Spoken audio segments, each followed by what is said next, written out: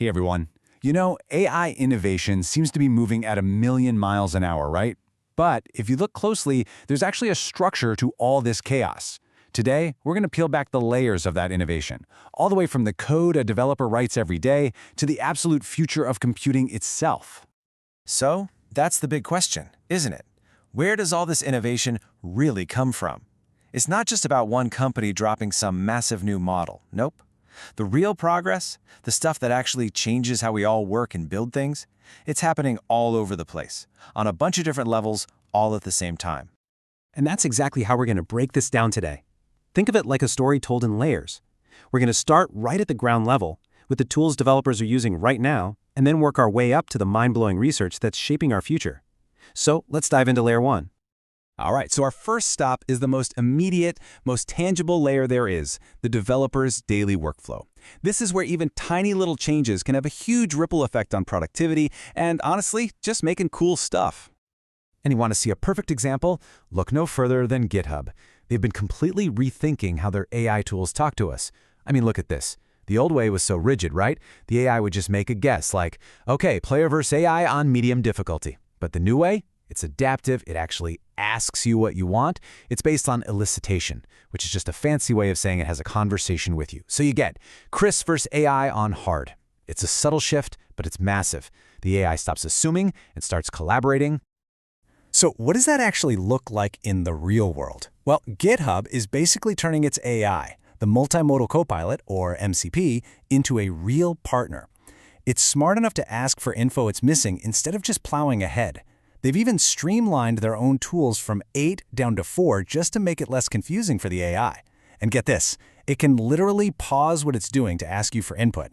It's a huge leap from being a simple tool to a smart conversational teammate. Okay, sticking with the developer's world, check this out. It's a collaboration between Vercel and Biome, and they tackled this really nasty problem called a floating promise. Now, what the heck is that? Well, in simple terms, imagine a piece of code that's running in the background. If it breaks, it doesn't tell anyone. It just fails silently. It's like a ticking time bomb in your application that could bring the whole thing crashing down without a single warning.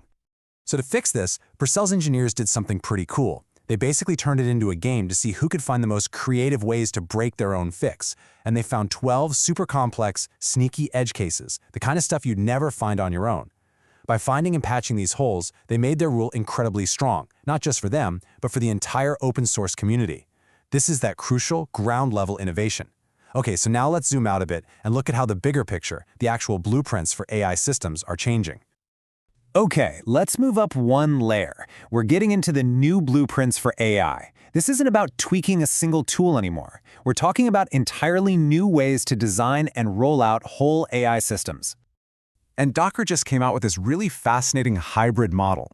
Instead of relying on one giant, super expensive AI in the cloud, they're using what they call a supervisor minion system. So you've got this powerful supervisor model up in the cloud, acting like a project manager. He takes a big, complex task and breaks it down into smaller chunks, even writing the code for them. Then, these little lightweight minion models running right on your own computer execute all those little jobs at the same time. Finally, all the results get sent back and put together. And here's the brilliant part, the trade-off. By doing this, the system can be up to 30 times cheaper to run, and you only lose about 13% of the quality, so you're still retaining 87% of the performance. Now there is a catch, it can be up to 10 times slower. But for a ton of businesses, saving that much money, that is an absolute game changer. Speaking of efficiency, Google is coming at it from a totally different angle. They've got this new model called Embedding Gemma. And the headline number here is just, wow. It can run using less than 200 megabytes of RAM. I mean, that is ridiculously small. Small enough to run directly on your phone, no cloud connection needed.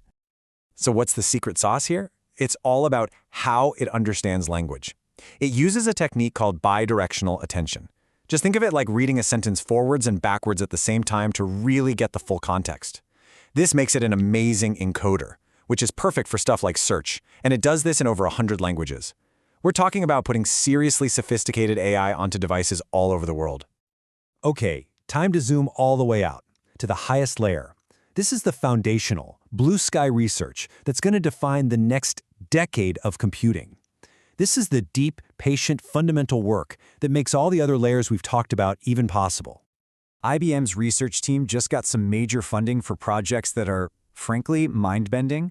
For one, they're building a chip inspired by the human brain. They're designing it with 2 different kinds of memory weights, and it's based directly on Daniel Kahneman's famous thinking fast and slow idea.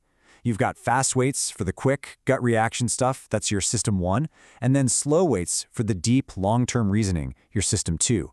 The end goal here is just insane energy efficiency. But IBM's other big project is tackling something way more urgent. And this quote from them says it all. Quantum computers will soon be capable of breaking current encryption standards. I mean, let that sink in. The digital locks protecting everything, our money, our data, national secrets, they all have an expiration date. So that's what their second project is all about, creating practical, quantum-safe security. And this isn't just some far-off academic exercise. They're on a 5-year timeline, aiming for real-world use by 2030. They are literally building the security for a future that isn't even here yet. Okay, so we've got this incredible stack, right? Foundational research at the bottom, new AI blueprints in the middle, and better developer tools on top of that. But how does any of this super complex tech actually make it to regular people? That brings us to our final and maybe most important layer, making it all accessible. And this analysis from Zapier just nails it. Take a look at these top free website builders. Under the hood, these things are running on incredibly sophisticated AI, super secure e-commerce systems, complex cloud infrastructure, the whole shebang. But if you're a small business owner, you don't see any of that. It's just a simple tool that helps you sell stuff, find new customers with AI, or design a beautiful website. This is where all those other layers of innovation finally become real for everyone. So let's just trace that path one more time because it really tells the whole story. It all begins with that deep fundamental research, like IBM working on quantum-safe security. And that foundational work is what allows innovators like Docker and Google to dream up completely new architectures for AI. And those new architectures then give companies like GitHub and Vercel the power to build smarter, more intuitive tools for developers. And finally, all of that incredible complex work gets wrapped up into simple, accessible business solutions that literally anyone can use. You see, each layer builds on the last. So innovation isn't just one big lightning strike. It's a stack. It's a story told in layers, with progress on every single level making the others move even faster. The power of that deep, fundamental research is now closer to your fingertips than it has ever been before. So the only real question left is, what are you going to build with it? Thanks for tuning in.